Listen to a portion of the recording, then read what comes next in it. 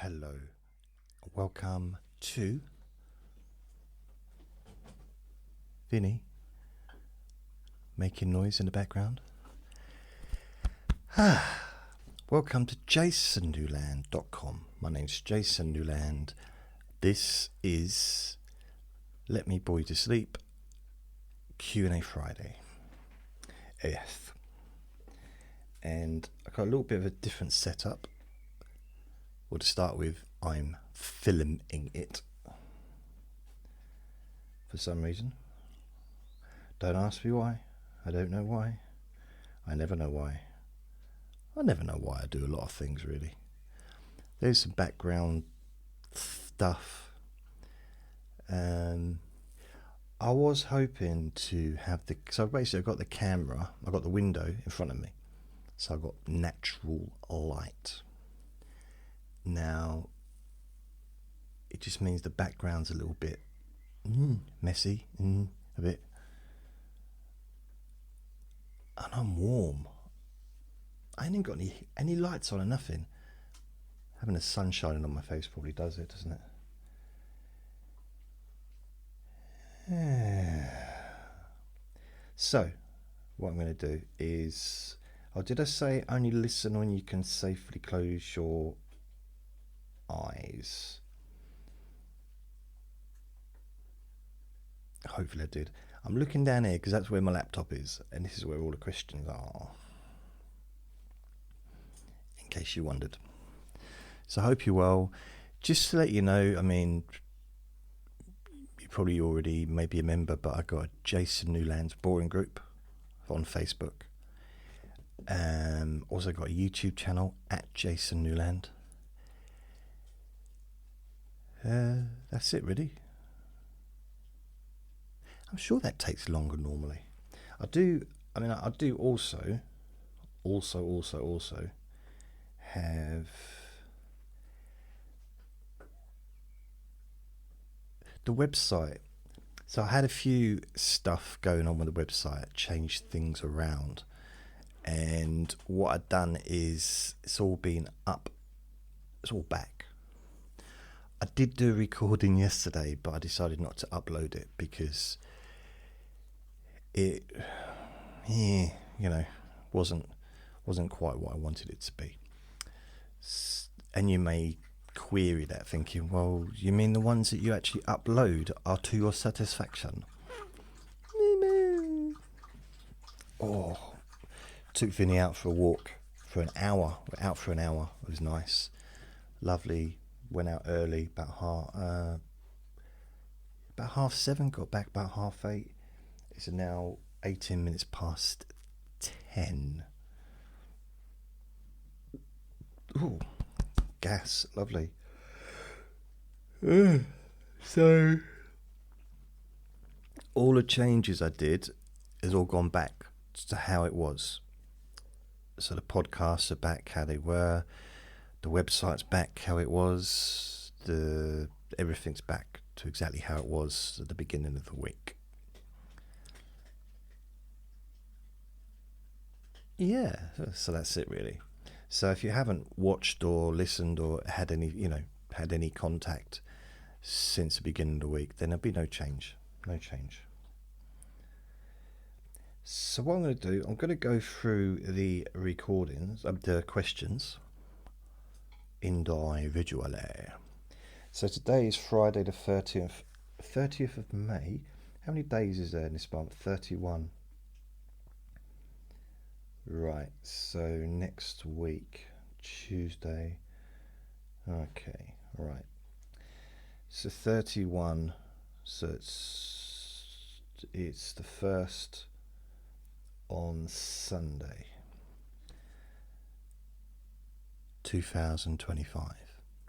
So the first question I got is from Hope, and it is, what got you interested in... No, wait a minute, I'm doing it from the wrong... I want to do the first ones first. So I'm going to go to Hillary first, because Hillary asked the first question. I just like to do things in a certain order. Hillary. Also, I want to say thank you for the PayPal gift that I received. But I don't know who sent it. I do, but I don't. if that makes sense. There was no email address to reply, and also I was looking through my emails to see, because I would have responded, and I think I'm perhaps going to have to go through Facebook. It just gets like confusing. So if you can contact me, please, so I can say thank you. I think it's just I get confused sometimes, especially when I look in the mirror. Hillary asks, really sad that you're not using the word blimey anymore. Also, what would you do if you won the lottery? Wow. I've had fantasies about this, and I'm sure I'm not the only one. So, blimey. I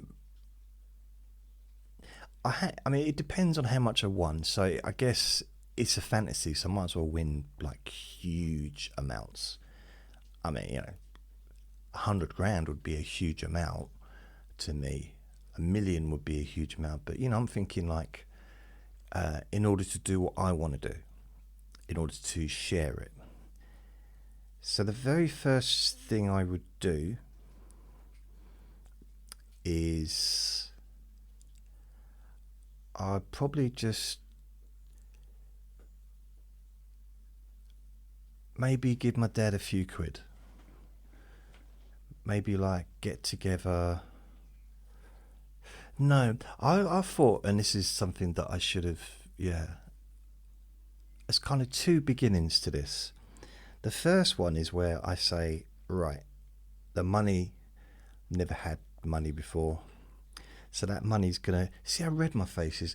It's going outside. It's just, I catch the sun. I burn in the winter. Seriously, that's the kind of skin I got. So I like the idea. Wow, see how dusty this is. Blimey, I didn't realise. Is it dusty or is it just the light shining on it? I think it might just be the light shining on it. Oh. Yes, I think there's a bit of both. I think it's the light actually. It probably is dusty as well. So I'm talking about the microphone grip thing at the top for those listening on the podcast.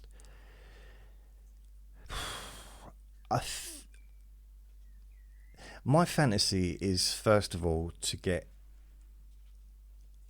either get everyone together in one place, invite everyone to a party, get them picked up wherever they are in the country, picked up by chauffeur and brought to this place, and then hand out money to everyone.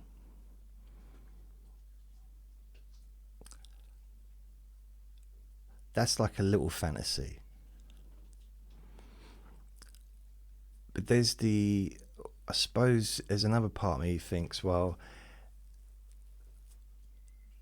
my best move would be to, I think if I was to win a lot of money, you need to splash out a little bit. You need to have a good time initially to celebrate. Even, I don't mean spend lots of money, but just need to do something, go on holiday, or buy myself a really good camera, or for videoing. I don't know, something like that. Maybe buy this place. Something that would be like an initial thing. So that would mean that, because that would give me security in the future. So if I was to blow through it, or at least I'd have a home. But I quite like the idea of just stepping back, going away. I don't necessarily mean a holiday. I always used to think maybe some kind of health club for 6 months or 3 months. Go away from everything. It probably wouldn't be able to do that with Vinny, so I'd have to get rid of him. No. This is what I thought about before I had Vinny and Andre. So this is something I thought about a lot over the years. It's a little fantasy I like to just go to sleep to sometimes, just thinking about all the good things I could do, you know. But I thought maybe have a step back instead of, because you know, £1 million is a phenomenal amount of money, but at the same time, if you break it down, it's £3,000 a day for a year, or 3,300, whatever. It's not that much. It'd be easy to spend £3,000 a day just going to really expensive restaurants and stuff like, you know, I mean, if you or buying a really expensive coat, an item of clothing, go and buy a watch, that would cost like 100 grand or 50 grand. You see what I mean? So you could get through it in a year if I wasn't careful. So I'd have to be careful. And I think people are used to having money are better with money. There's an old saying that if you took, because you know there's this whole thing like why is only 2% of the world got 2% of the world have got something like 95% of the wealth, or 90% of the wealth. But some economic experts have kind of got their heads together and said, well, if you spread all that money out between everybody in the world, that money would still end up back into that percentage. And I can kind of understand that, because to never have had money, it would be, I mean, even to have, so if I like £5,000 would be like winning the lottery in a way, you know. So to step back, and I think this would be a time when I would actually go and listen to my dad. I go to my dad and I get his advice, because he's always been really good with money. So I think I would sweat like I am today. I think the heating's on. Why is the heating on?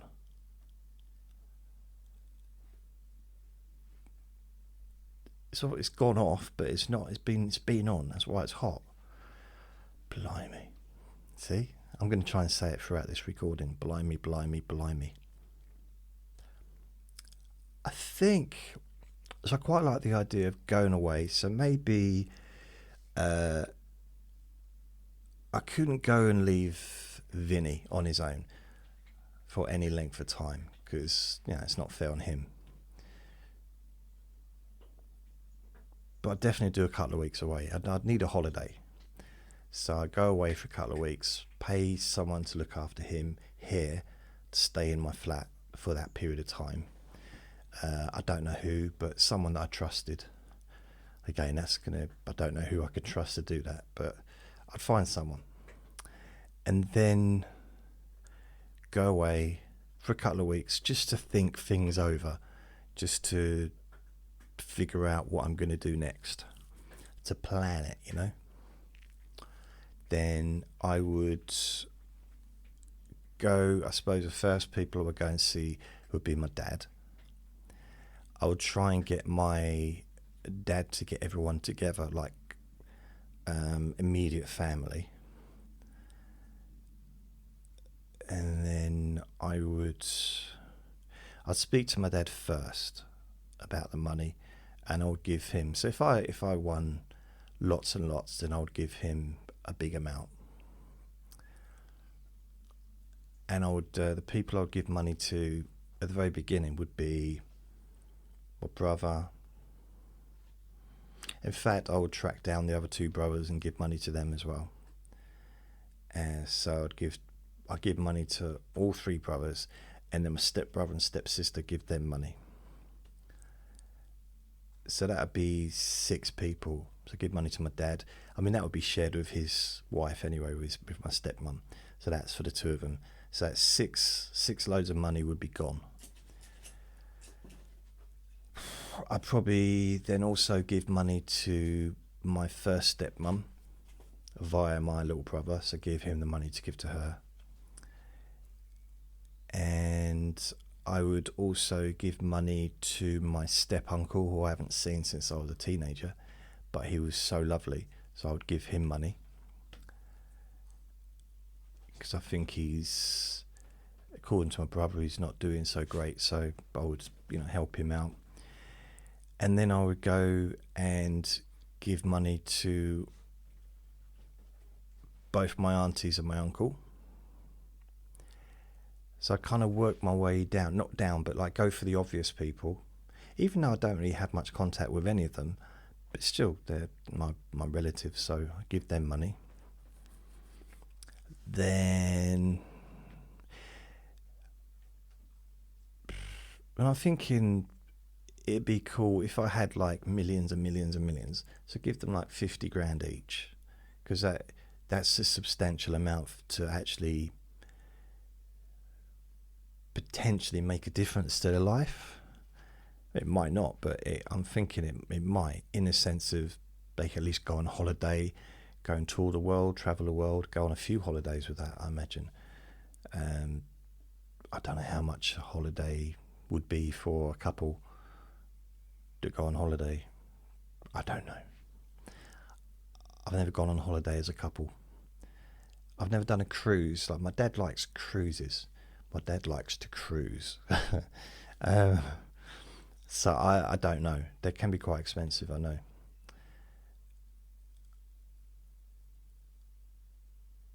I'd also, I would like to travel the world on a cruise. But there's no way in the world I'm leaving Vinny.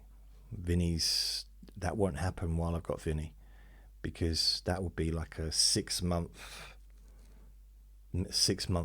thing, I could go off for the odd week and stuff, which I probably would do, but I'm not gonna leave the little penguin. Just trying to think what's in the background. There's a lot of rubbish in the background here. I might try and edit it so that the background's like blank or blue or green or something. I might try and do that on the video. I don't know how easy it is to do that. So then what I'd do is I would then move to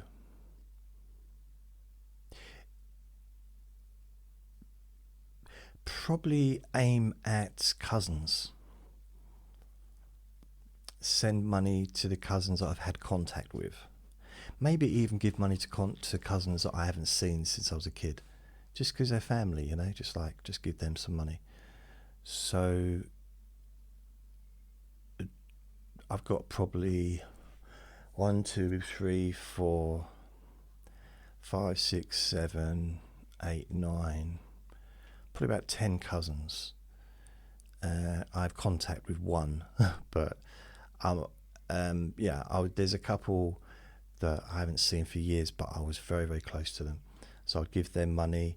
I'd also give their mum money as well, because I lived with her for 4 years, and she did help me out. Annoyed the hell out of me, and I annoyed her, but she did help me out. So I do, now I appreciate it. Maybe at the time I did as well, but we just used to annoy each other. So I'd give her money, give her kids money. I give the dad money as well, because I've gotten very well with him as well. So I give all of them money to do what they want with it. So I'd like to, if it was 10 grand, even, I'd give something so they could. I'm literally dripping.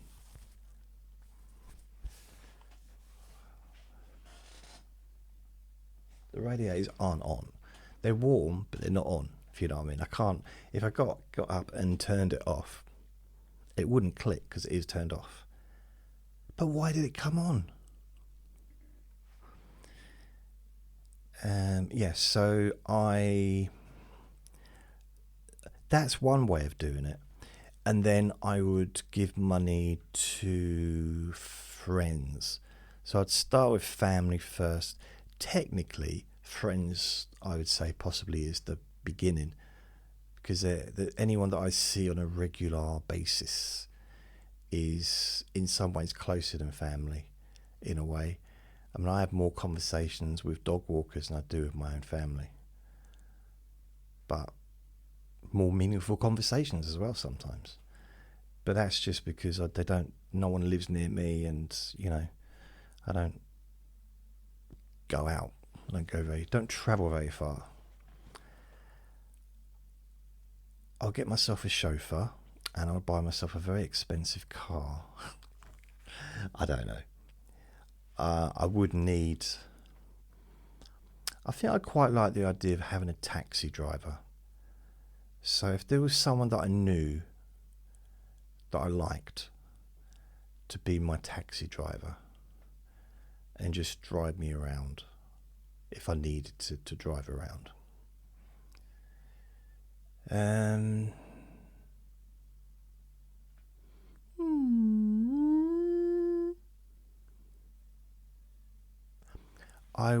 This is going to take the whole recording just talking about my fantasies, isn't it?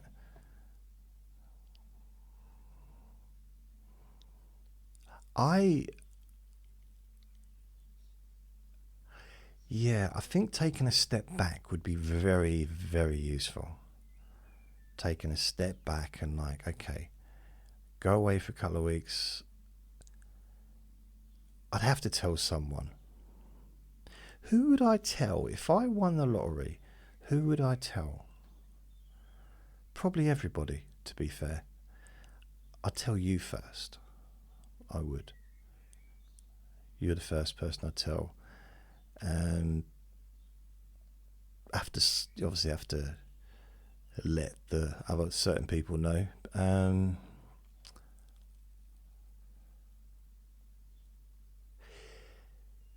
The thing is, I think I'd keep it a little bit quiet, because as soon as, not publicly, but family-wise or friends, I think if I told anyone that I'd won the lottery and it was a big amount of money, wouldn't they expect something from me? I mean, they would be getting something from me, because I couldn't not. It's, how could you not? It's not. I had a friend won £5 grand on a lottery ticket once, and he didn't even buy a meal or nothing. I couldn't have done that. I'd have just at least got a Chinese takeaway for everyone, or took everyone out for a meal. This was where I lived. There was only 4 of us living there, so I can't take us all out. That's going to cost what, £100 back then. This was 1963. I'm trying to think. So that I don't have any big purchases that I would want. Wouldn't want a boat. Not really into this. I like ferries. Or to be on a cruise ship. Love all that stuff. Wouldn't want to be on a boat. So that's a purchase I wouldn't make. Wouldn't buy a plane.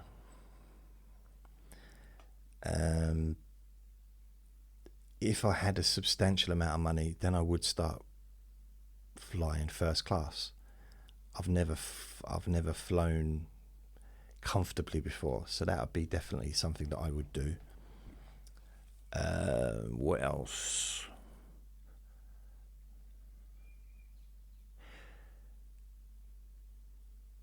I'd want to move away from here.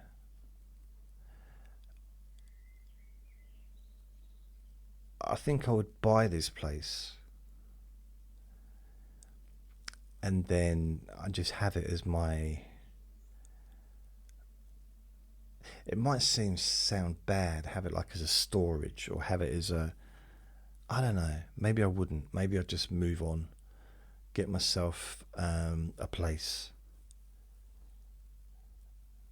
or maybe buy this and just let someone live here for free. I don't know. Because that kind of goes against my ethos. Try not to bang the microphone. Thanks, Finn. He's on the ground. With a council property, it seems kind of wrong for the government or for the councils to sell them, because it doesn't take into consideration future people that are going to need council properties. And you know, in my mind, they shouldn't have ever really been sold off, because council properties were for everyone. They weren't. Now they seem to be aimed at people like me, but they used to be aimed at people that worked. It was for people like my granddad and my dad, that had families, and they had a council house and social housing, and it was just, that's how it was. And in the 80s or whatever, and they kind of started selling them properties off, but they didn't build new places to replace the council houses and the council flats that were gone. I'm not getting into politics. It's just, I don't know, it just seems kind of wrong to buy it, because that's one person less that won't be able to live here. But then it seemed kind of wrong to stay here, which I would be allowed. I don't have to. There's no laws to say that someone with money isn't allowed to have a council flat, as long as you pay the rent, you know. So, but that seems kind of wrong as well. If I had, you know, a substantial amount of money to still be living in a council property, social housing, I don't know. I definitely wouldn't move out straight away. I'd have to see how long the money lasted, you know. So I think from a strategic, so I've got to be strategic, but at the same time realistic, because I'm not in my 30s, am I? You know, it's okay if I could put my money, put half of it or 3/4 of it into some kind of bank account that's going to give me high interest, but it might have to stay in there for 10 years or something silly like that. But I'll be 65 when I can get that money out. You know, there's no guarantees, is there? So I don't know if I would want to necessarily do that. I think, Hillary, you was more interested in what silly things I would do, aren't you? I think, possibly. What silly things would I do? I would definitely not have the heating on in the summer. It's nearly June. Why is the heating come on?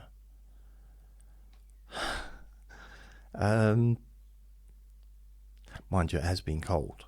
It's been cold at night, and then it's just the temperatures change. For anyone that's never been to this country, we have seasons, but we have multiple seasons in one day sometimes. And it might sound silly, but ask anyone that lives here and they will tell you the same thing.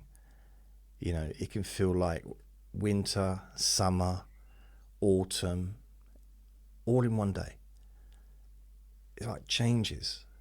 The day can start off frosty and ice on the cars, and then by 1 o'clock in the afternoon it could be steaming sun and people are walking around in their shorts and little nipple tassels and stuff. And then in the evening it can be kind of like really windy and blowing winds off. Autumn. Not fall, autumn. I don't know where it comes from. Which came first, autumn or fall? I wonder whether fall was just invented in order to make that rhyme, you know? For people to remember what's what, for when the clocks go forward. Do you know that one I'm talking about? No? Spring back. Fall back. Fall back, spring forward. So you put the clocks forward in spring and the clocks go an hour back in fall. But it makes no sense in this country because we don't use the term fall. We use autumn. my friend used to love it. Like when I say, "Oh, how many days in this year? How many days in this month?"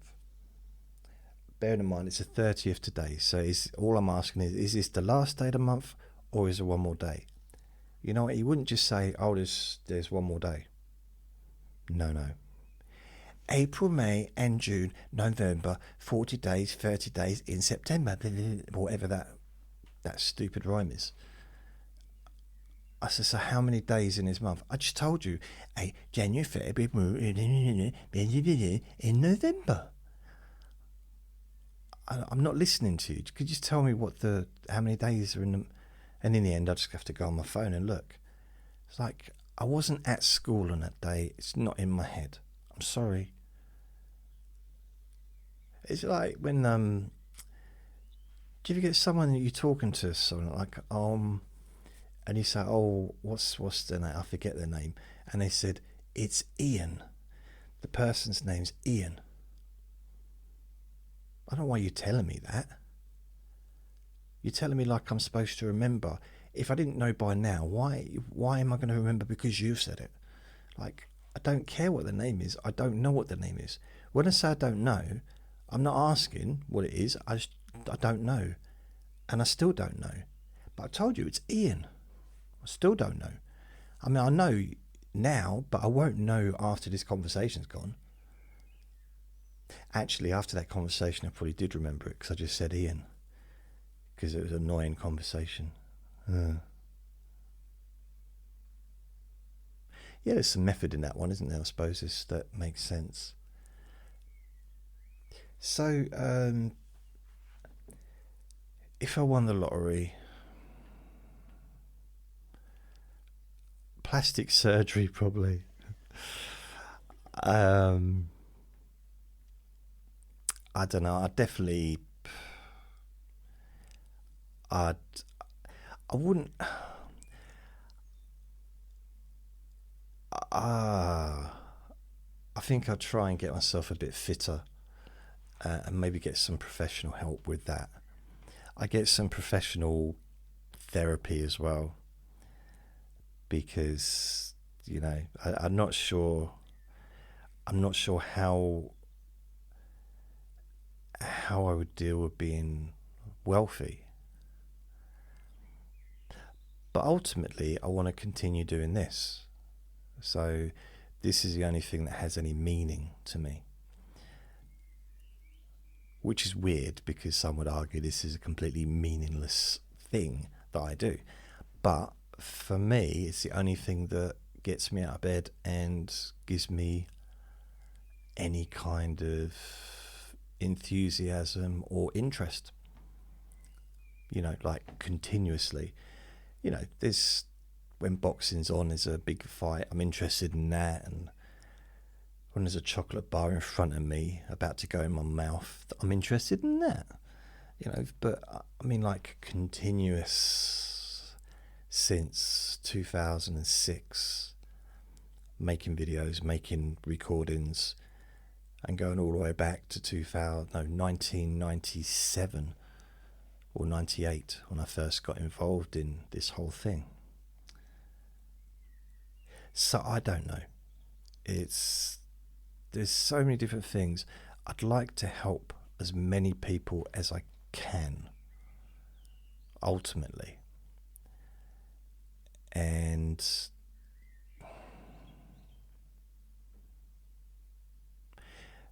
that might involve getting some professionals involved with this thing that I do, getting a proper quality setup, recording studio, TV studio, whatever, to make the videos, make the audio, have professionals doing the editing and all that stuff,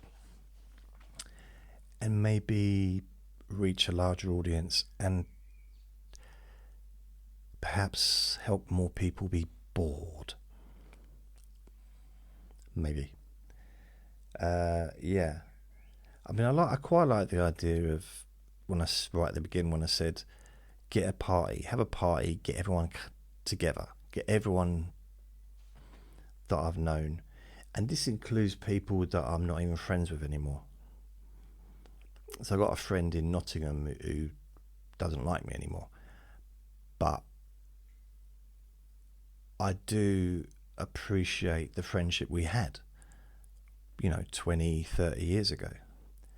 So, and he did help me out back then, so I would give him money.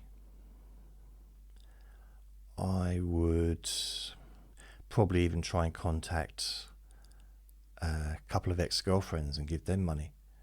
I think anyone that's been a girlfriend with one of my girlfriends deserves a bit of my lottery win, to be fair, having put up with me for that time. My 2 goddaughters, who I don't really see anymore, they're not official goddaughters, but because I'm a Buddhist, so the mother wouldn't do it. She wouldn't allow me to officially be a godfather. But I was kind of in that same way I was for a while. So I would give them some money, help them out.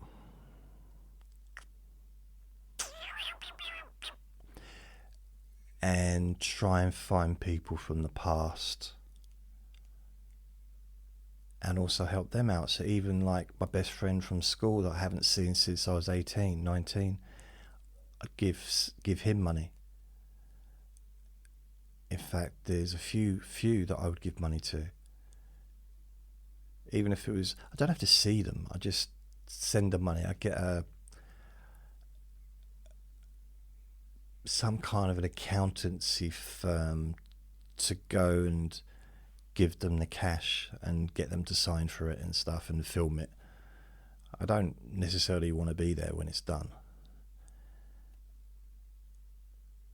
And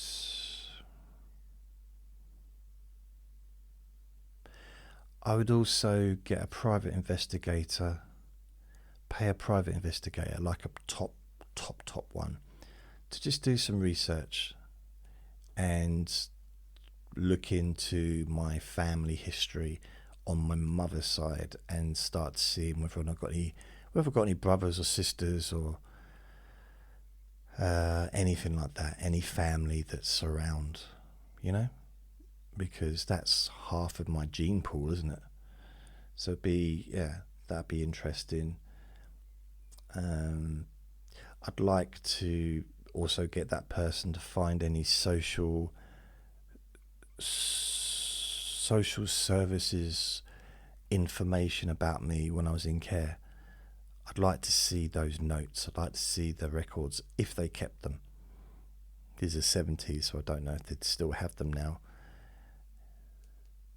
But I did get an freedom of information thing with because I'd seen a psychiatrist back in 2013 and 2014, something like that. And I'd had a lot of problems with a couple of psychiatrists who were very rude to me, very dismissive, and almost one even looked in disgust at something I'd said. It's like, ugh. So I thought I would ask for all the notes that have been written about me, and it was quite eye-opening stuff. And also, it was rude, some of the stuff that they wrote down. So I'm wondering if I could try and do that with notes from a long time ago. So I'd need professional help with that. A lot of people say that I need professional help. So that's that. I could go on and on and on and on, because there's lots of different things that I would like to do. But I still like to continue what I'm doing, really. But just have a nice life. Do some nice things, Have some nice clothes. I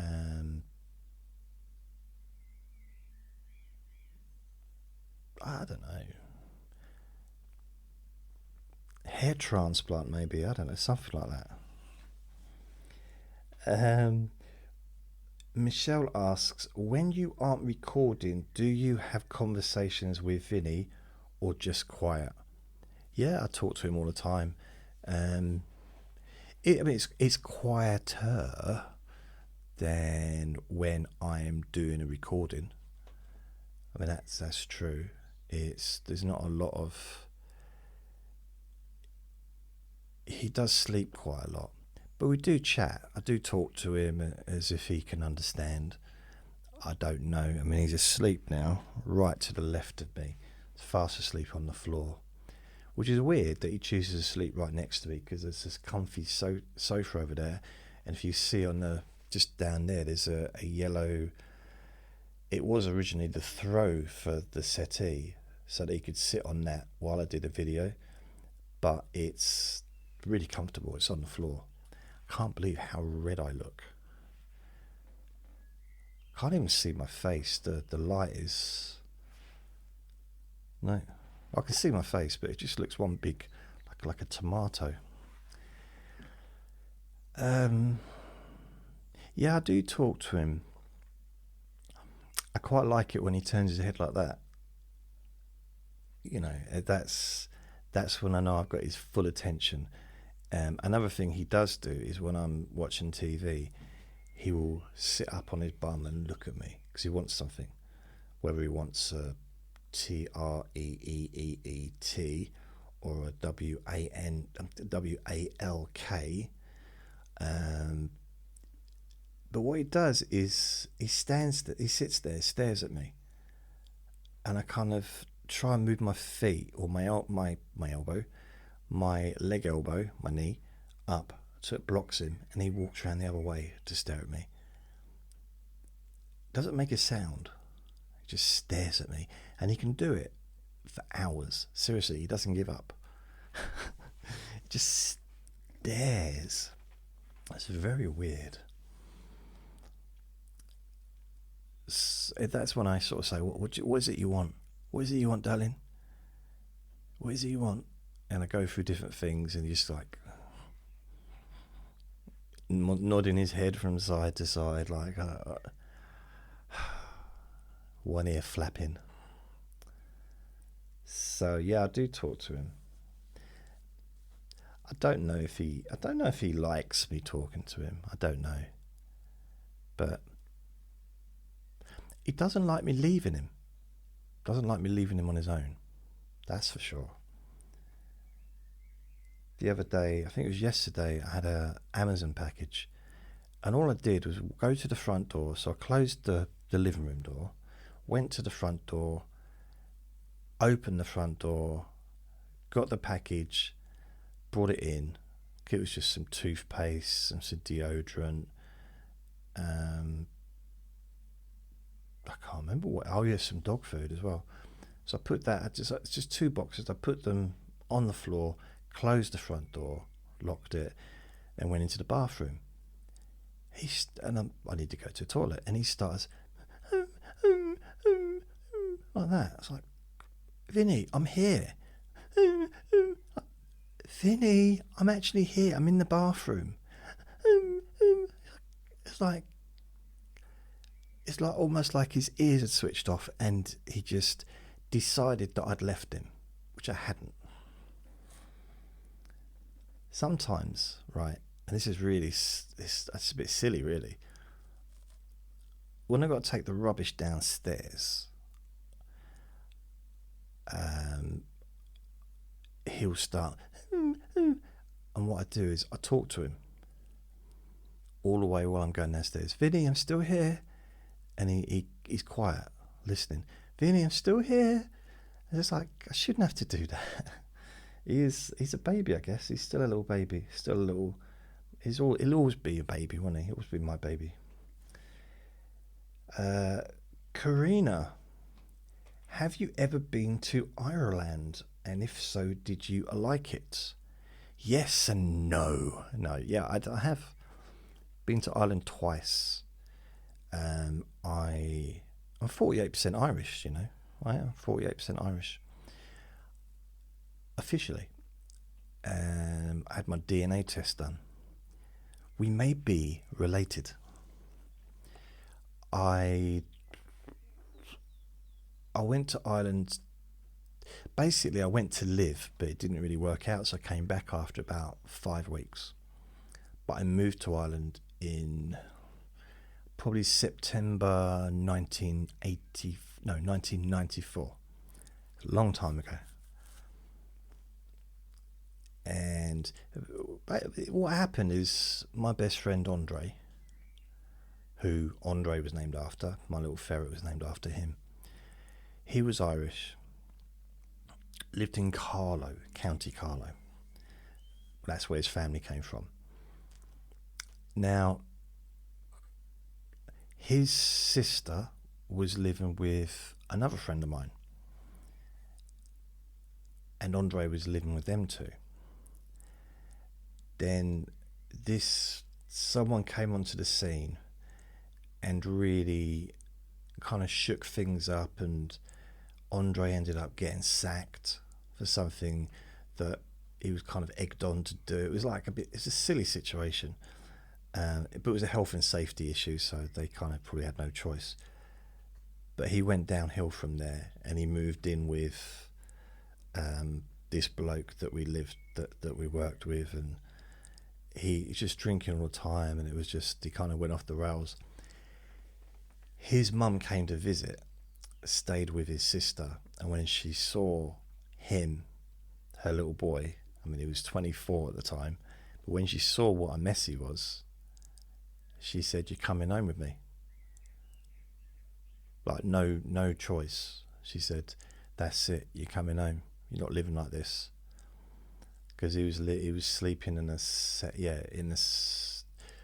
was it a sofa bed downstairs, and yeah, she said, "You're not living like this. All you're doing is drinking."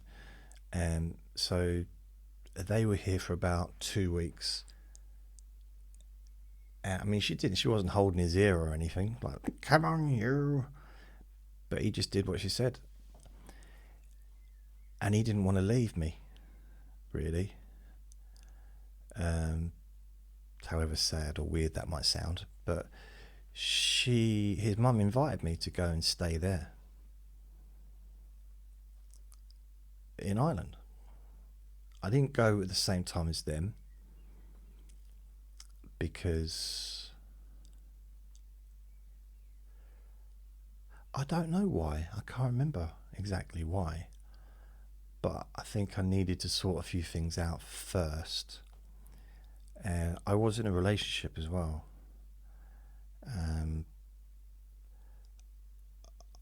I think I went to tell her. I think I had to go and tell her that I was moving to Ireland.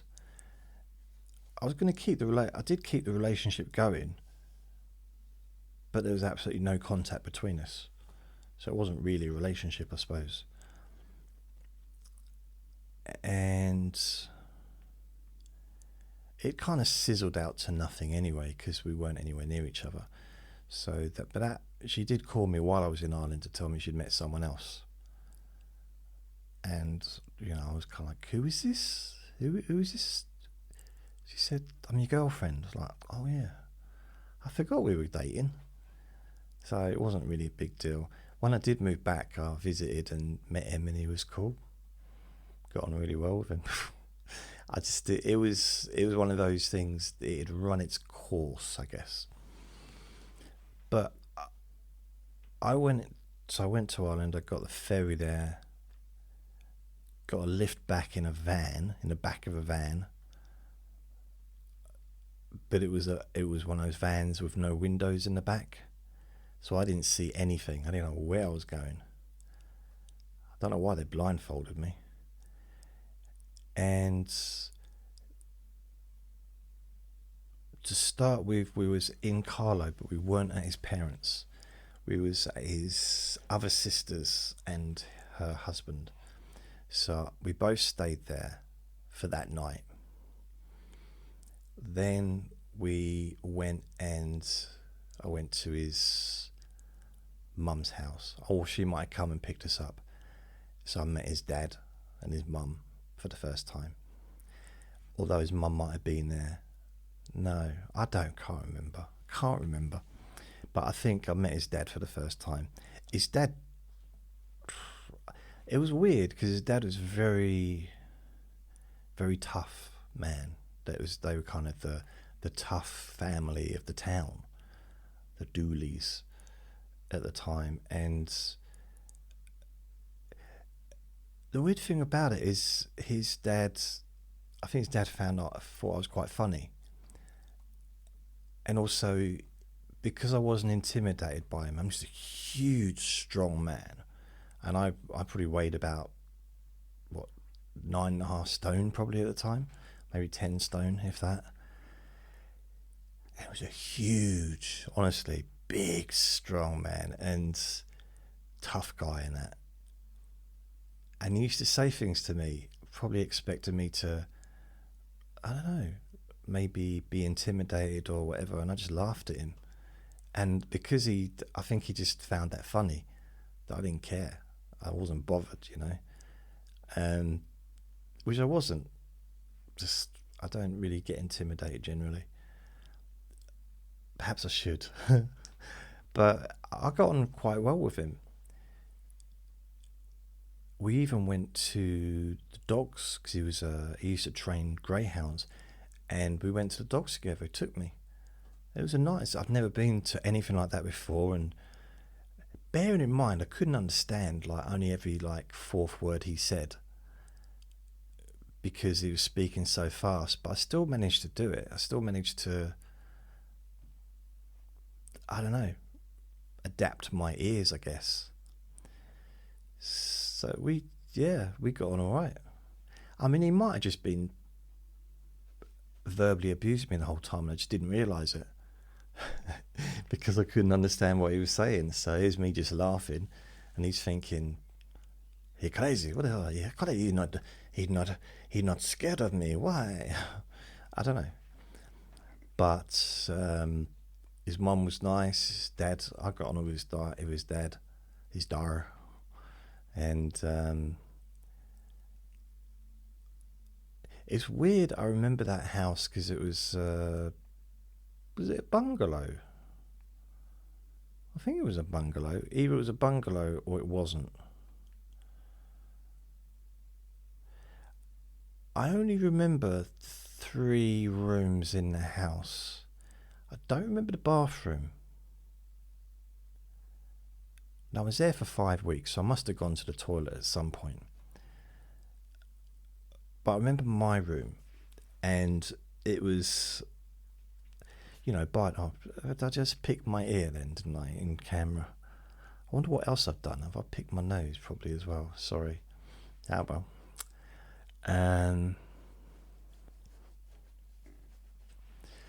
I remember it was cold.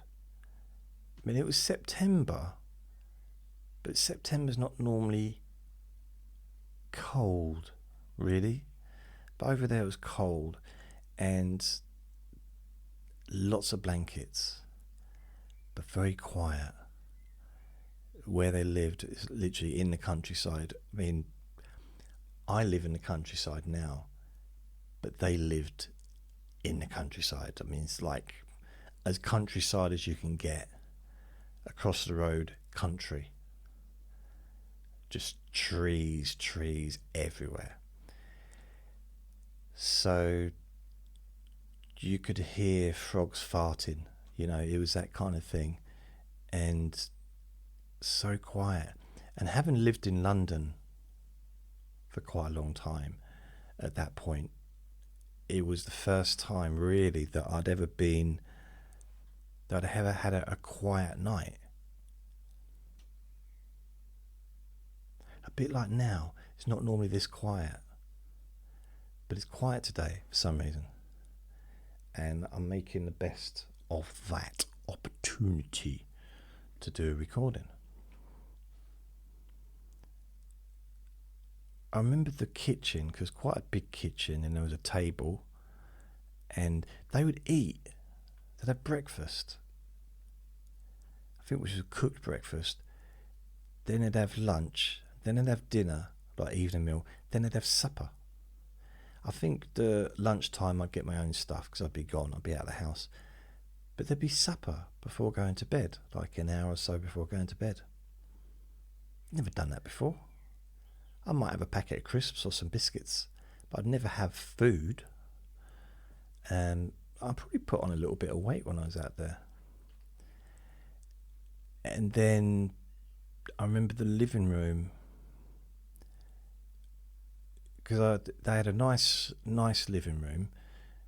They had a TV, they had Sky, satellite stuff. And me and Andre would sit and watch The Simpsons, and would also watch Star Trek, The Next Generation. And at some points we'd also watch Wonder Woman. With the volume down, but we would watch it. And I remember when I first got there, and I think Andre, his mum said something like, "What do you like to do?" And Andre said he likes to read, and she said, "You're one of them readers, are you? You're one of them readers." And I said, "Yeah, I do." At that point, I had no books anymore, but previous to that, I'd had a large book collection. I've had lots of large book collections over the years. If I had all my books now, right from a kid, right till now, that I've ever bought, I would probably have about 5,000 books, I'd say. Probably. Maybe not that many, but a good few thousand. It would fill this room, and the room next to me, and the hallway. It would fill the entire flat with books. There's a lot of books. Vinny's moved over in front of me to the left so I can see him. So he was behind me before, but now I can see him, and he's listening. He's got his eyes open, and he's listening to me. Aren't you? You're listening to me. I know you're listening. He's even moving his head, like pretending not to listen, pretending to be asleep, but I can see he's got his eyes open. I know what he wants, but I'll get something for him when I finish this. So I lived there for... Oh yeah, his mum said, "Oh, you like books then, do you?" I said, "You're one of them there book readers." I said, "Okay." "Yeah." She said, "Well, I've got books if you want to read anything." And they had a bookcase full of books. I said, "It's not really how it works." She said, "What do you mean?" I said, "Well, I don't just read anything. I read books I'm interested in. I don't just read anything for the sake of it." The thing is, they had a really good book collection, and it was full of stories, and really good stories like Sherlock Holmes and stuff like that, and just like really good. It's like these were good books. So I felt a bit of a knob having said that, but me and Andre started looking for somewhere to live. And a couple of things happened. A couple of things that kind of put me off being there, to be honest. One thing was, whenever I went out, I seemed to get blokes try and kind of start trouble with me because I was from England. I remember I was at the cubicle and there was two lads either side of me saying, "Oh, I hear you're from England." Like, well, first of all, how do you know? And I said, "Yeah."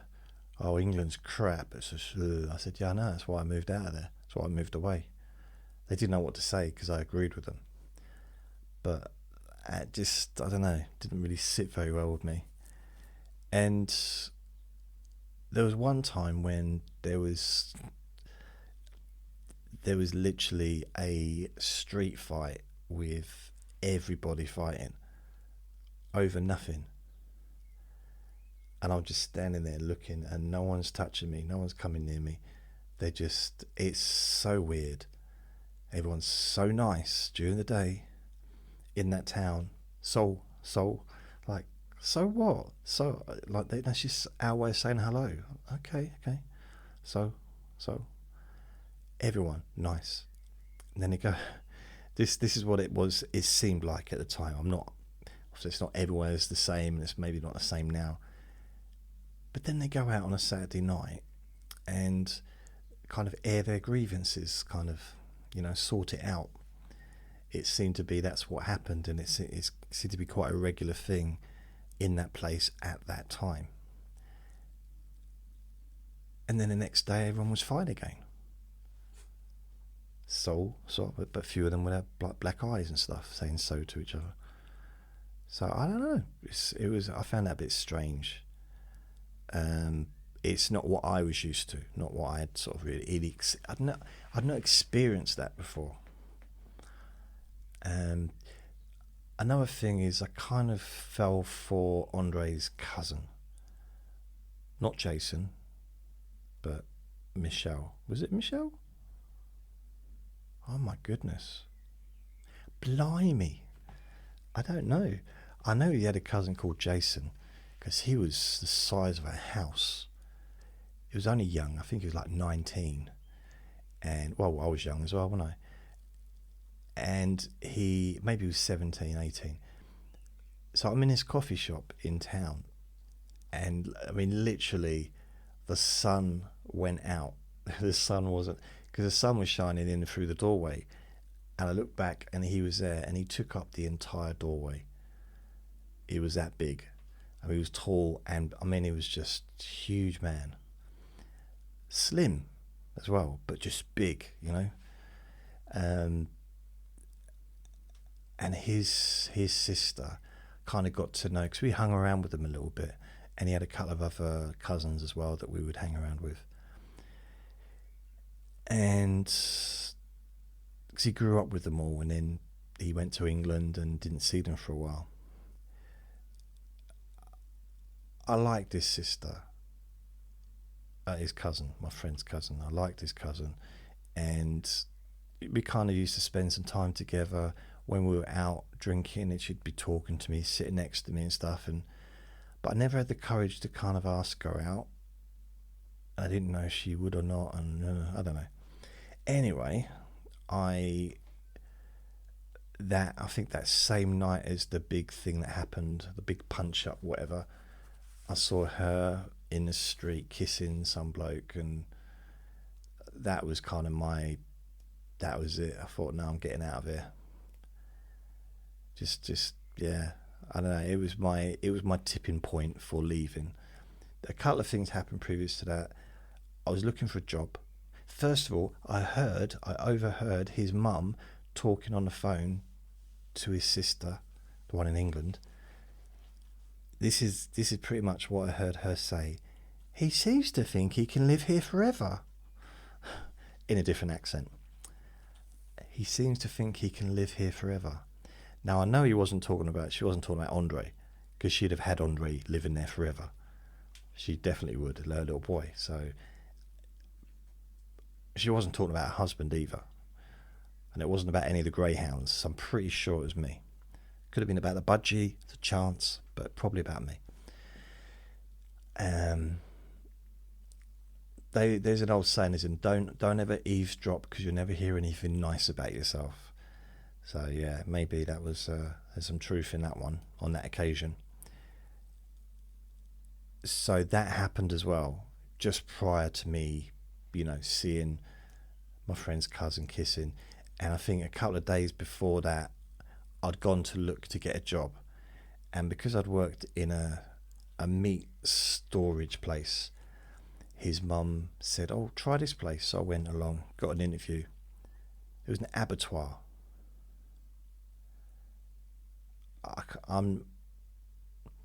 That's not a suitable job for me. Just no. and, you know, took me around and what I would need to do. And I was like, no. I said, I was putting labels on boxes. That's what I did. Boxes of frozen meat. I couldn't, that wasn't, you know,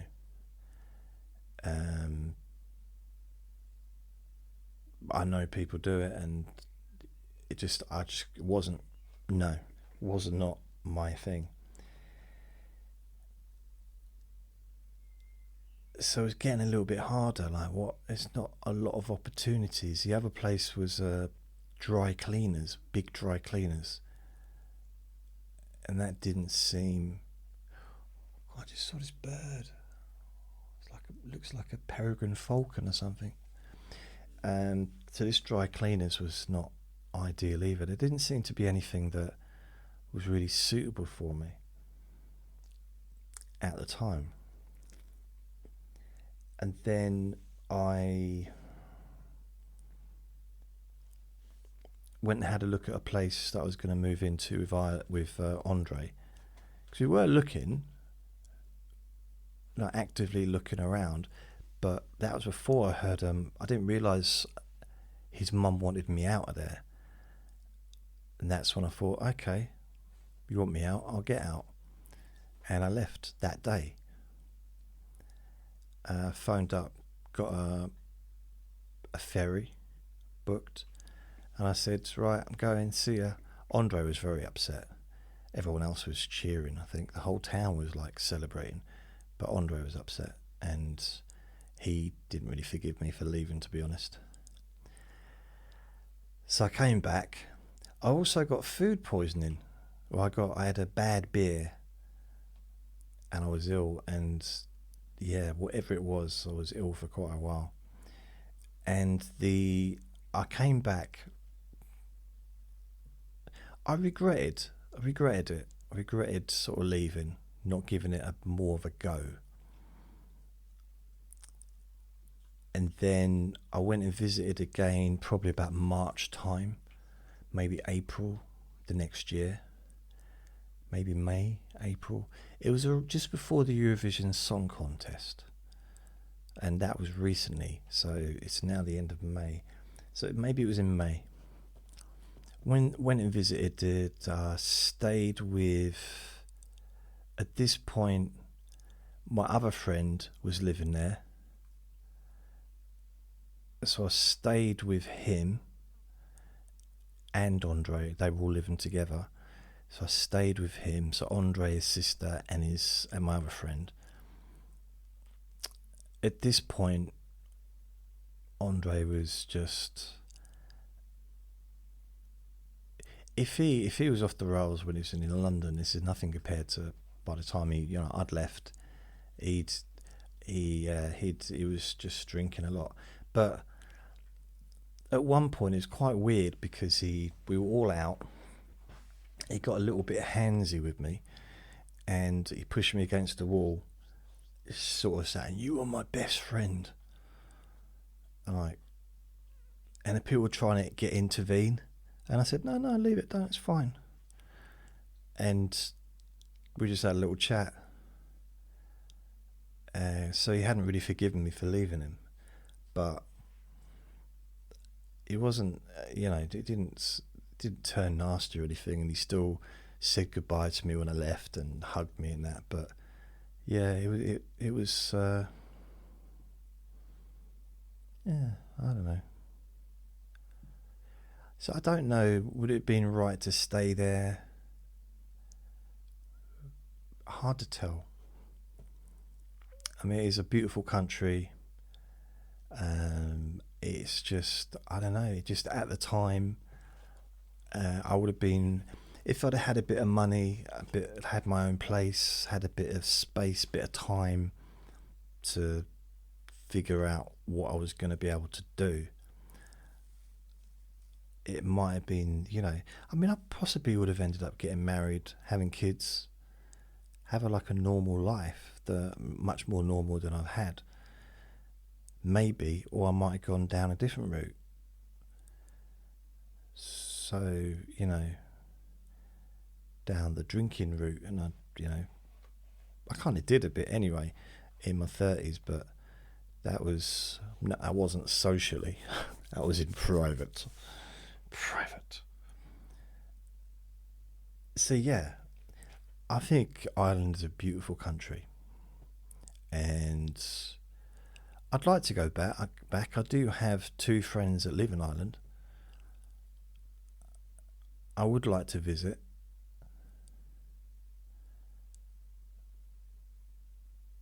Yeah, I would, but we'll see. One day. Kate asks me. So that was Karina. Kate's. Do you and Vinny ever visit Logie? No, I haven't seen Logie since he left. There's like a buzzard or something right above the tree.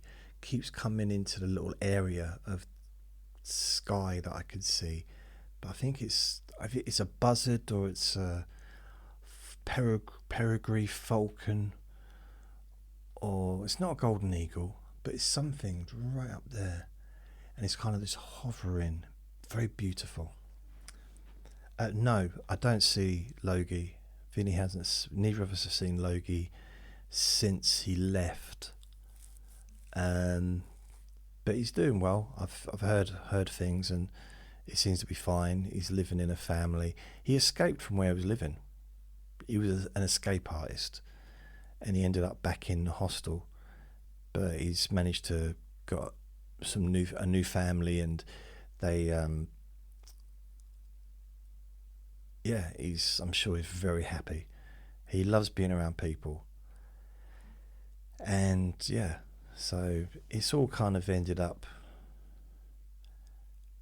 He just I think he wanted a peaceful life. He loves a cuddle, loves being around people. He just wants a peaceful life. That's, go for a walk, 1 walk a day, just to get out. Have food, have water, just chill out. That was Logie. Jonathan asks, how tall are you? 6'4". I know it might not look like that, but what that means is that everyone else around me is much taller than they realise. They're taller than they think. In fact, some of them are like 7'3". I don't know. I'm kind of, my whole life, well, since the age of 16, I suppose, I've been 5'8", and then I got measured a year or so ago, and they said 5'9". They said you've got 5'9" on your thing. I said, but I thought I was 5'8". And she said, we can measure you again. I said, no, it's fine. I'll take 5'9". So, according to my official documents, my medical record, I'm 5'9". But if they went back, they'd see that I was 5'8" every other time. So I don't know. It's a bit weird. I thought you're supposed to shrink with age, not get taller.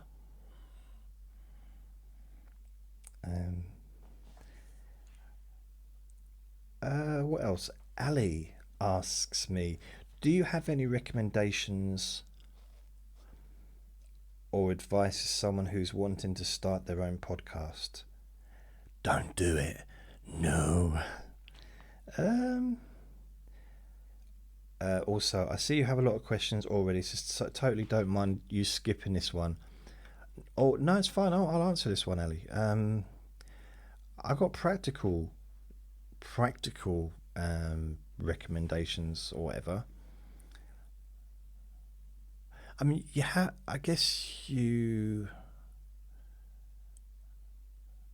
I would say sign up with a podcast host.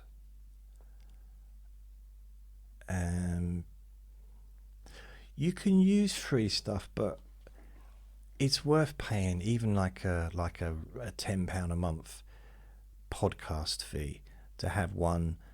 There's a few that you can use. it depends how many podcasts you're going to be doing a week or a month, or, you know, if you're going to be doing a lot of podcasts, then there's some podcast hosts that aren't going to be suitable because they're limited. They might be limited to how many podcasts you can upload. They might be limited to how many people can listen, you know. Spreaker's got no limitations, although they do increase the prices depending on how many podcasts you've got. And SoundCloud is, I mean, they've got a free account on SoundCloud. I think they've got a free one on Spreaker, but you'll get a very minimum amount of space. Spreaker's quite good to share, especially with like Spotify and stuff like that.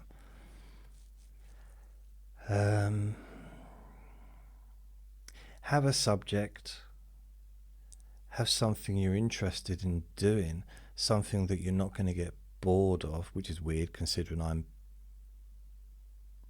my podcasts are boring, but I don't get bored of being boring because to me I'm not boring. There's a poem there somewhere, isn't there?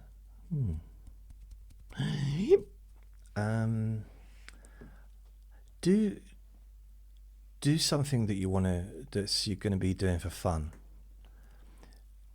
in the sense of, so you'll enjoy it, you know.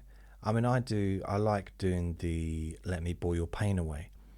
Now, chronic pain, some would say, is not a fun topic, but it's something that I'm interested in, and so I have fun making them. So I haven't made one for a couple of weeks, I don't think. I have to be in the proper mood, you know.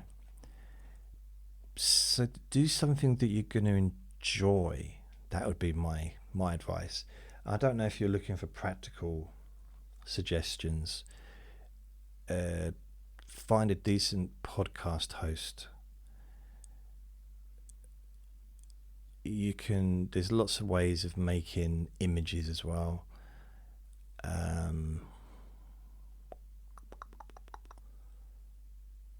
Just do it. I mean, if you want, for equipment, there's a lot of equipment out there now which you can use, which is quite easy. You can have stuff connected to your phone. You can have, or you can get it's lots of different ways to, you know, to do the audio, and if you want to make a video as well. I'd say just go for it and see if you like it. It might change your life, you know. It might be something that you really love doing. It might help you in some ways, you know, emotionally. It depends what you're doing. Yeah. I don't know.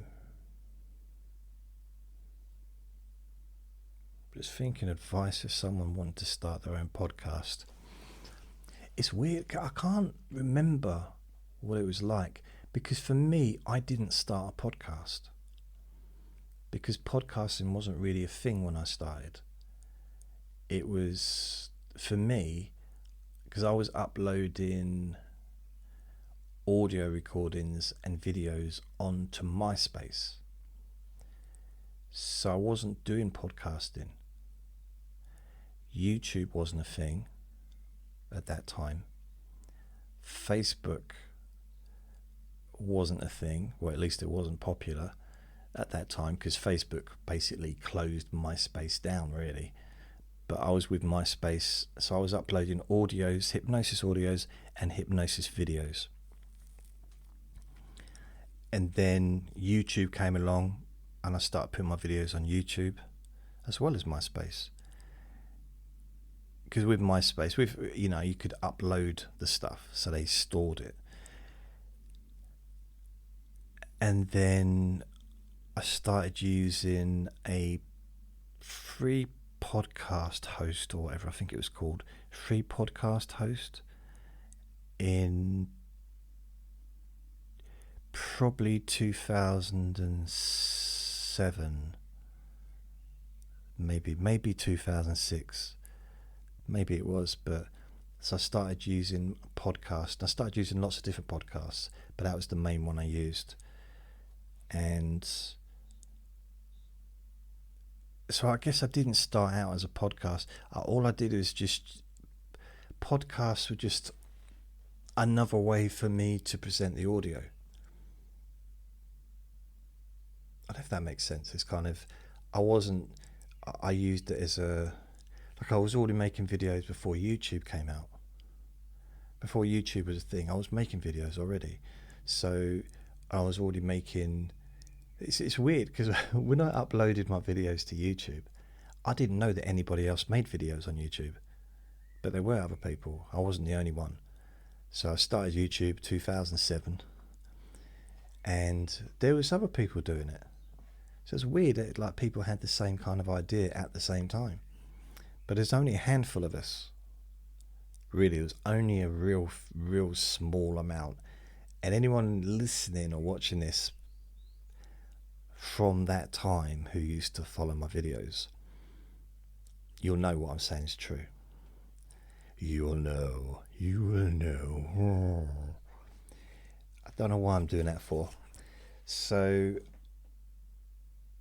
just go for it and have fun. That's what I would say. Hope asks, what got you interested in hypnosis?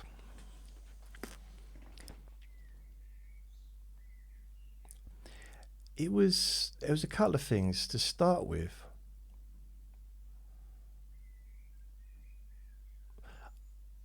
I don't know why, but I was going through this little period at the end of 2000, at the end of 1997, and just had a bit of a very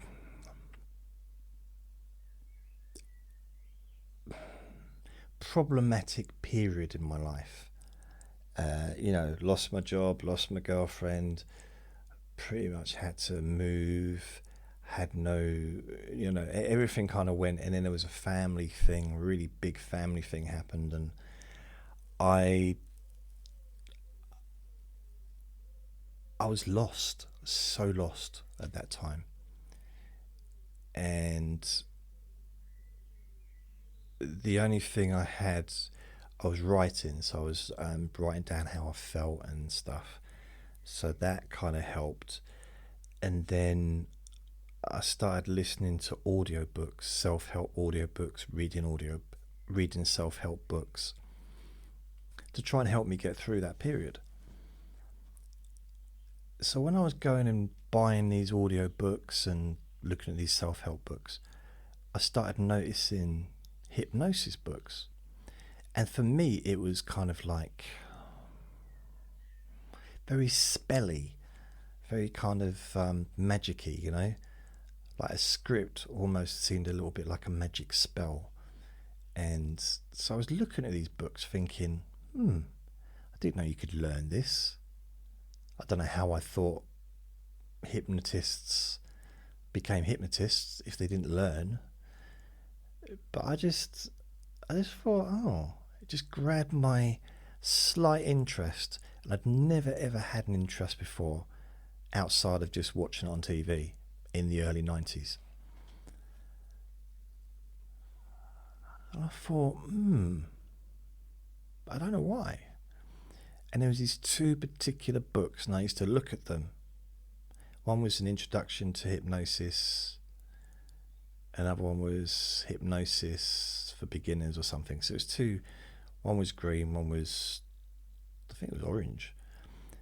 I kept putting them back in the same bookshop, and I'd go there every week, and I kept putting them back. I'd read a little bit more, and I kept putting them back. And this went on for months. And I'd go and buy other stuff, and as I said, I was really into audiobooks because I could listen to them while I walked around and stuff, so that kind of suited me. Feel the Fear and Do It Anyway, and Anthony Robbins, and all that stuff. Zig Ziglar. And then, Vinny just barked then. And then, after months of just thinking about these books. Calm down, Vin. I just thought, oh, so it's January 1998. I bought them. I mean, they were worn out by the time. I must have read them probably by the time I bought them. But I thought, okay. Because I had these like fantasies of buying them, and I was like, why do I want to buy these 2 books? I'm not interested in hypnosis. I don't know anything about hypnosis. Vinny, don't bark, please. Please. He's like that on his back. Oh, I'm sorry. Like, anyone think that it's like, you don't want to do anything, am I? I'm just asking you to be quiet. Blimey. Said it. Blimey. I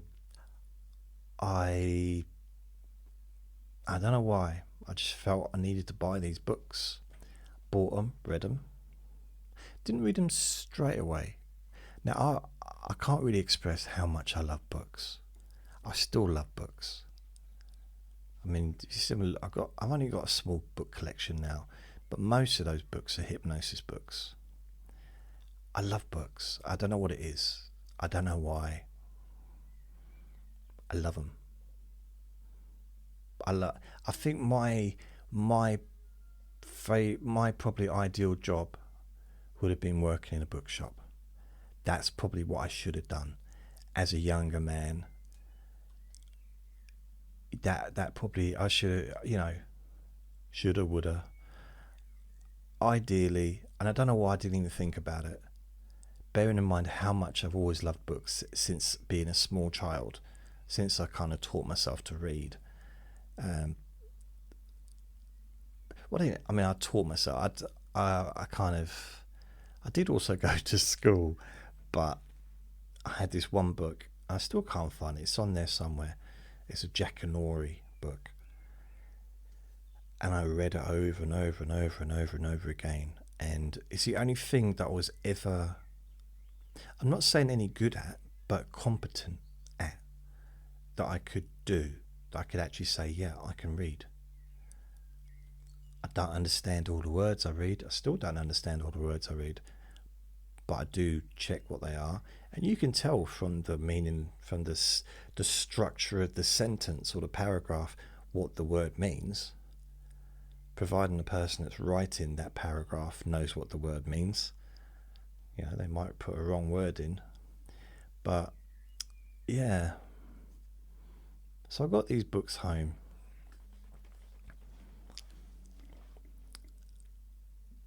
I didn't touch them to start with. I just looked at them. Again, I don't know why I had them. And then I started reading them, and something happened in me.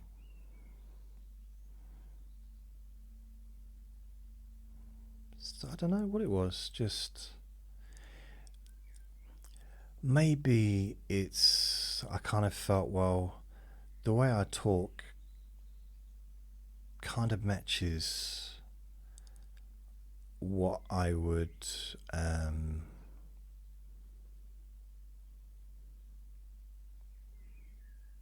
don't know, I notice sometimes people would kind of glaze over when I talk to them. And I noticed this, and I didn't realise that I was sort of putting them into a trance. This is before I even read a hypnosis book. Happened to a counsellor. Counsellor fell asleep when I was talking. It's true. I'm not even lying. It's a Saturday morning. I was having counselling, trauma counselling, can you believe? And she was a student, and she fell asleep. Her eyes were started glazing, and her eyelids closed. And this was before I even knew what hypnosis was. I'd not even read a book, didn't know the first thing about it. This was the summer, 97, I think, or late summer. So yeah, that was weird. Very strange. And I noticed that other people were having that, and also noticed that sometimes if I talk to someone and I just keep talking, and just keep talking. Not fast, but just keep talking and make the sentence keep lasting in a way that it kind of never ends. The sentence never ends, and which means the person can't sort of talk, say something themselves, and it's, I don't know, it's a bit weird, the reaction I was getting, and I started playing with it. I started testing it out with people. Vinny, please, why are you banging? You see the camera? He's banging the camera the stand. He knows he's doing it. I'm pretty sure he's doing it on purpose. He's purposely moved himself over there to bang the camera so it wobbles. I'm pretty sure he is. He's a very naughty boy. He's very cheeky.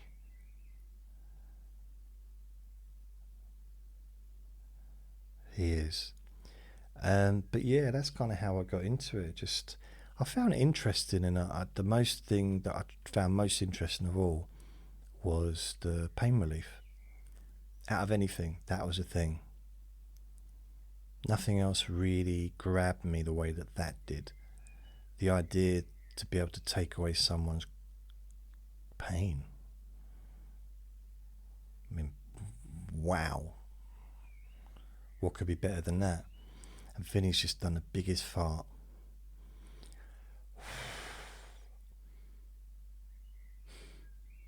I think it's him. Did you do, Vinny? Did you just do the biggest fart? He always aims his bum at me. Whenever he lays down, ever it's in the bed, never had his face in him. It's always his bum faced at me, ready for it. So when he lets it off, I get to smell it and he doesn't. He's got his eyes wide open, haven't you? Eh? So, yeah, that's how I kind of got into hypnosis. And then I started buying books. Then I started... Yeah, then I got some... And I kind of moved and started finding out about NLP. Got books on NLP. Then I did training in NLP. Then I did training in hypnosis. And continued the purchasing and getting hypnosis books right the way up to about 2013. So from 1998 to 2013, I was purchasing hypnosis books. I had a very, very good collection. I lost all of those books, but I did have a really good collection. I also had training videos, training DVDs, training audios, really out of print books as well. Some of the ones that I bought in, 99, 2000 that weren't in print anymore. You couldn't get them. In fact, you could get them, but they were expensive on Amazon or eBay.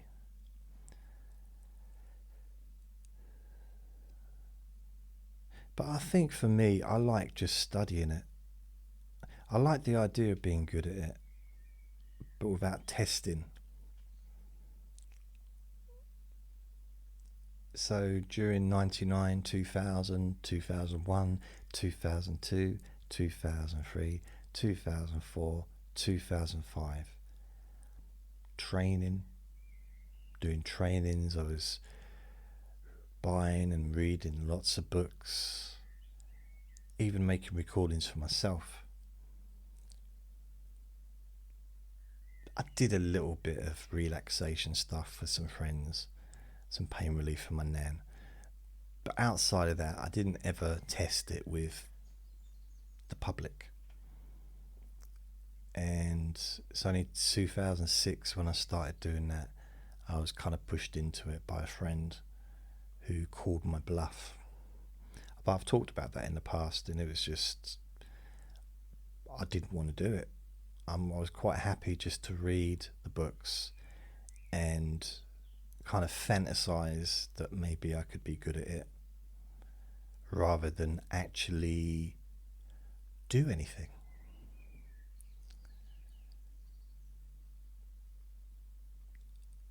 And then, in 2006, I also started making audios and videos. The reason I started making audios is because I was volunteering at a alcohol charity, and I was doing these group sessions, 2 a week, or one on a Friday. I think 1 a week at the time, on a Friday. And someone said, can you not, it's not enough. Once a week isn't enough. Isn't there any way of getting a recording of this? So the charity and me got together and we made some CDs. They went so quickly, and the charity couldn't really afford to keep making new CDs. What I did is I taped a recording, and we printed it onto a CD. So I thought, okay, what's the solution for this? I had my website, and I started putting my recordings on my website where you could download them or stream. I can't remember if you could stream them at the time or download them.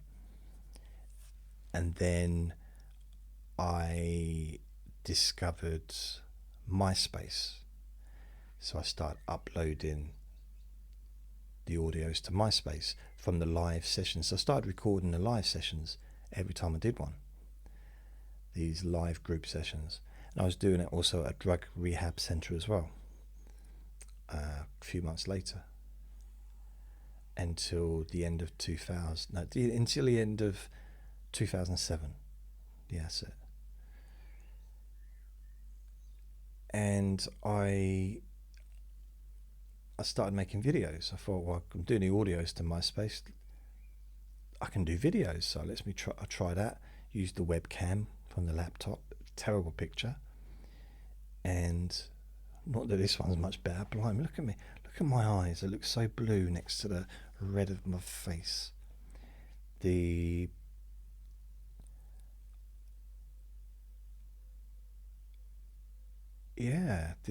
think the videos, I had one video that reached about 10,000 views. I think that was the chronic pain one. It's like, wow. And the thing about MySpace is I'm not sure if I ever had one negative review.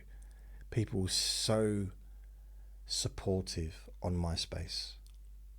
It's a shame that place just didn't continue, because it was a really nice space.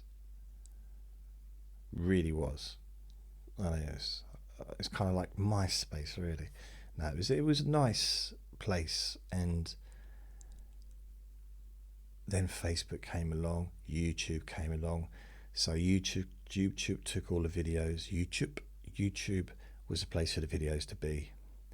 MySpace started to just dwindle down when Facebook came along again. So you had somewhere to post your YouTube videos, or you had someone to post your videos, and then somewhere that you could have social interactions with people. And Facebook was the new place for that, and everyone kind of just went over there. And then, as I said earlier, I started using a podcast for the audio. So I really didn't use MySpace at all after a little while, which is a shame. But that's kind of how this progressed. I focused mainly on the YouTube videos for up to about 2013, from 2007. But I did also have podcasts, but they were kind of not secondary, but it was, I'd make the video and then I'd extract the audio and put that on a podcast. Sometimes I'd do a video, audio just on its own, but quite often it would just be the video, and then I'd extract that. So I'd be focusing more on the video aspect, things on YouTube. And then probably I moved here 2015, started doing more recordings, audios, did some videos and stuff. Hadn't done many videos for a while, for a couple of years. and I haven't been steady with videos really. I've got through little periods. The audios, I think 2018 really kicked in. I started putting more effort and doing them a lot more regular in 2018. Once I started doing the Let Me Bore You to Sleep, and since then I've done thousands of recordings, and it is it's sort of grown, I guess, from there. But I like to think, in a way, even though I'm not really, don't really do hypnosis anymore, not really, I kind of do and I don't. I like to think that I incorporate what I learn. So when I do the Let Me Bore Your Pain Away, I'm still using techniques, and I don't know how to explain it, but I think it's about trying to, instead of adapting myself, because what I was trying to do before is adapting myself to the hypnosis. Now I just adapt the hypnosis to myself. So I try and use whatever has been absorbed into my brain and hope for the best, I suppose. I don't know. But yeah, I hope that answered your question. So I have answered every question. There was nine questions. So thank you very much, everyone. So I was going to say thank you to everyone, all that's answered, to ask. So Hillary, Sandy, Michelle, Karina, or Corina, I'm sure it's Karina, Kate, Jonathan, Ali, and Hope. Thank you very much. And I'm going to go now. So thank you for listening. Remember to be kind to yourself, because you do deserve to be happy. Lots of love. Bye.